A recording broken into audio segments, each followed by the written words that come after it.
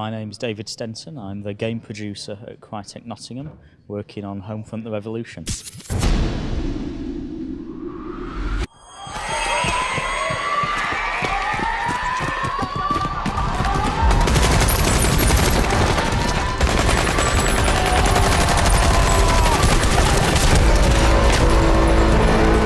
The year's 2029 in Homefront the Revolution, and it's set 4 years after the events of the first game.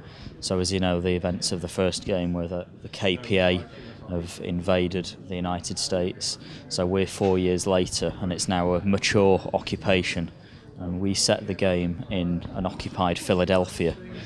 That's really an iconic location for us to choose because obviously it's heavily kind of tied into US independence. It's got several kind of key independence related locations. Independence Hall, it's the signing of the Declaration, it has the Liberty Bell. So the KPA choosing that as their capital city really showcases how far America's fallen within this fiction.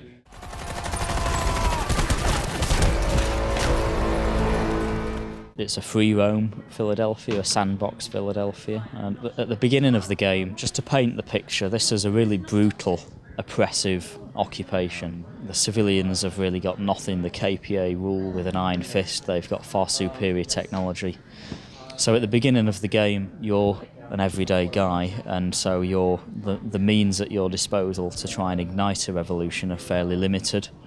Over the course of the game, as the resistance and the revolution grow, the game world in turn grows. You'll open up new areas of Philadelphia. You can kind of travel back and forth, walk back and forth between different districts within Philadelphia.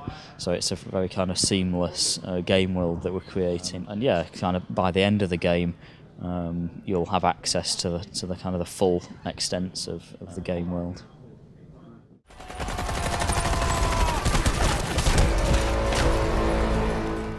Yeah, so we're announcing that it's got 4-player co-op. It's a separate game mode from single player.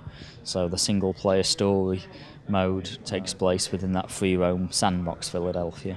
And the co-op game mode, we're not talking too much about what kind of specific modes that kind of would contain. But yeah, there is 4-player co-op, and it's very much about tackling similar objectives to the single player game mode.